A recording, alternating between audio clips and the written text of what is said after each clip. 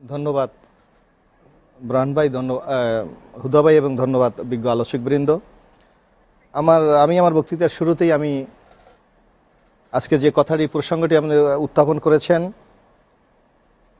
শহীদ রাষ্ট্রপতি জিয়াউর রহমানের কনিষ্ঠ পুত্র, সাবেক প্রধানমন্ত্রী দেশনেত্রী বেগম খালেদা জিয়ার কনিষ্ঠ পুত্র জনাব আরাফাত রহমান গতকাল 24শে জানুয়ারি মালয়েশিয়ার কুয়ালালামপুরে ইউনিভার্সিটি অফ মালয় হসপিটালে উনি ইন্তেকাল করেছেন। তার আত্মার মাগফিরাত কামনা করছি। আজকে যে প্রসঙ্গটি আপনি উত্থাপন করেছেন যে বাংলাদেশে বিশেষ করে গত রাত্রে থেকে এই প্রসঙ্গটি ব্যাপকভাবে আলোচিত হচ্ছে, পক্ষে বিপক্ষে বিজ্ঞজনেরা মতামত দিচ্ছে। কিন্তু আমি একটু দৃষ্টি আকর্ষণ করতে চাই যে রাজনীতির বাইরে এটা কিন্তু মানবিক দিক রয়েছে। আজকে আরাফাত রহমান কোকো মারা গেছেন। সাধারণত মা হিসাবে দেশনেত্রী বেগম খালেদা জিয়া শোকে মুহ্যমান এবং তার কনিষ্ঠ পুত্র, দুই ছেলের মধ্যে আরাফাত রহমান কোকো কনিষ্ঠ, সুতরাং তার শোকের একটি পাথরের মতো তার বুকে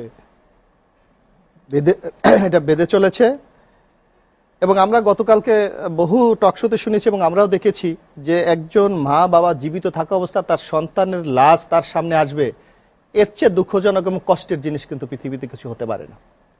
এই খবর শুনে বাংলাদেশের বহু রাজনৈতিক ব্যক্তিত্ব, সামাজিক ব্যক্তিত্ব, আপনারা সাংবাদিক যারা ছিলেন সবাই কিন্তু বেগম খালেদা জিয়ার অফিসের দিকে ছুটে গিয়েছিলেন।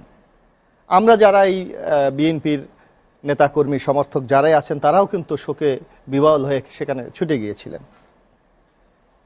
আজকে যে প্রসঙ্গটি আপনার তোলা হয়েছে যে বাংলাদেশের একটি বৃহত্তর দলের সভানেত্রী এবং বর্তমান প্রধানমন্ত্রী মাননীয় শেখ হাসিনা ওখানে যাওয়া নিয়ে যে প্রসঙ্গটা উত্থাপন হয়েছেন, আমি অত্যন্ত বিনয়ের সাথে একটি প্রশ্ন উত্থাপন করতে চাই যে উনি যাবেন একজন মা হিসাবে, একটা দলের প্রধান হিসেবে, প্রধানমন্ত্রী হিসাবে, এটা আমাদের বাংলাদেশের রাজনীতির ক্ষেত্রে একটি ইতিবাচক দিক, এটা আমরা স্বীকার করি।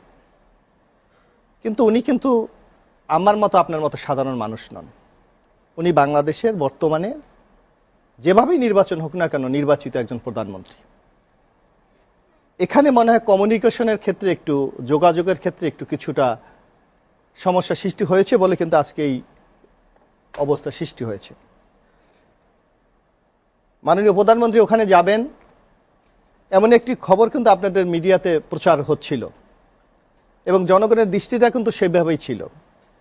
কিন্তু আপনার নিশ্চয়ই যদি একটু আমি স্মরণ করে দিতে চাই, বা নিশ্চয়ই আপনারা মনে আছে বা বিজ্ঞ আলোচকদের মনে আছে, আমরা লক্ষ্য করেছিলাম যে দেশনেত্রী এবং খালেদা জিয়ার যে বিশেষ সহকারী জনাব শিমুল বিশ্বাস সাহেব, উনি হঠাৎ একটা প্রেস কনফারেন্স করলেন যে মাননীয় প্রধানমন্ত্রী আসবেন বলে তার এপিএস আমাদেরকে জানিয়েছেন। কিন্তু আমরা বলেছি যে উনি পুত্রের শোকে এতটা মুহ্যমান, তাকে ইনজেকশন দিয়ে ঘুম পড়িয়ে রাখা হয়েছে। এই মুহূর্তে যদি মাননীয় প্রধানমন্ত্রী এখানে আসেন তার সাথে হয়তো দেখা হওয়া সম্ভব নয়, যার জন্য আমরা বলেছি আমরা পরবর্তী যোগাযোগ করে একটি সময় নির্ধারণ করব।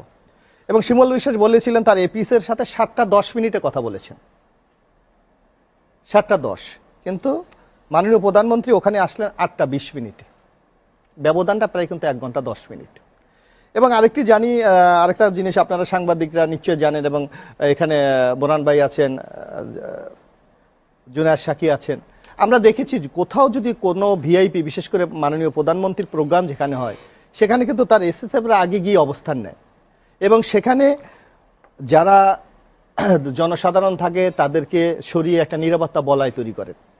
কিন্তু প্রধানমন্ত্রী আসতেছেন এই কথা আমরা টিভিতে দেখতেছিলাম, কিন্তু আমরা কিন্তু ওখানে দেখেছি যে বিএনপির শত শত হাজার হাজার নেতাকর্মী দাঁড়িয়ে আছে, এসএসএফ গেলেন কিন্তু তাদেরকে সরাবার কোনো উদ্যোগ কিন্তু তারা গ্রহণ করলেন না। আর মাননীয় প্রধানমন্ত্রী দেশনেত্রী এবং খালেদা জিয়ার সাথে ভিতরে গিয়ে দেখা করবেন, সেই ভিতরের অবস্থানটাও কিন্তু নেওয়া এসএসএফ এর দরকার ছিল, কিন্তু সেই পদক্ষেপও কিন্তু ওখানে আমরা গ্রহণ করতে দেখি নাই। আন্তরিকতা নিয়ে আমাদের কোনো আপত্তি নাই, কিন্তু এখানে আমার প্রক্রিয়াগত কারণে কিছু সমস্যা থাকার কারণে আমার মনে হয় প্রধানমন্ত্রী আসার শিমুল বিশ্বাসের প্রেস কনফারেন্স পর 5-7 মিনিটের মধ্যে উনি চলে এলেন। এই যে একটা প্রধানমন্ত্রী গেটে আসছেন, আপনাদের তো নেতা 2-1 জন হয়তো ছিলেন তখন ওই দফতরে, কেউ এসে রিসিভ করলেন না কেন? আসলে আমি যতটুকু খবর পেয়েছি, যখন শিমুল বিশ্বাসের সাথে এপিএস এর সাথে কথা হয়েছিল, হয়তো তারা ভেবেছিলেন যে এই কথোপকথনের মাধ্যমে হয়তো এই আশাটা একটু বিলম্বিত হবে, পরবর্তী সময় নির্ধারণ করে হয়তো এটা করবে। এত দ্রুত এসে, এবং আপনি জানেন যে বিএনপি চেয়ারপারসন অফিসটা গেট পর্যন্ত হয়তো আসতে পারতো, 5 মিনিট তো উনি ছিলেন ওখানে।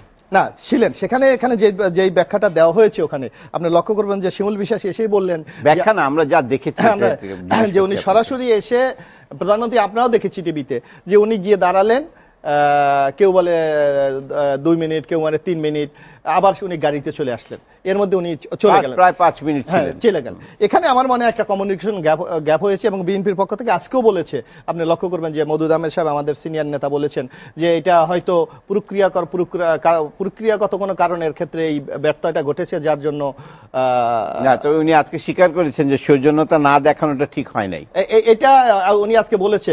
কিন্তু তারপরও আপনি লক্ষ্য করবেন, যখন দেশনেত্রী বেগম খালেদা জিয়া ঘুম থেকে উঠলেন, তাৎক্ষণিকভাবে কিন্তু মাননীয় প্রধানমন্ত্রীকে ওখানে আসার জন্য তাকে ধন্যবাদ জানিয়েছেন। তা আমি যে জিনিসটা আমি আপনার মাধ্যমে আমি বিজ্ঞ আলোচক এবং দেশবাসীর কাছে জানাতে চাই, এটা রাজনৈতিকভাবে এটাকে না দেখে আমরা যদি একটা মানবিক দিক দিয়ে দেখি, তাহলে আমার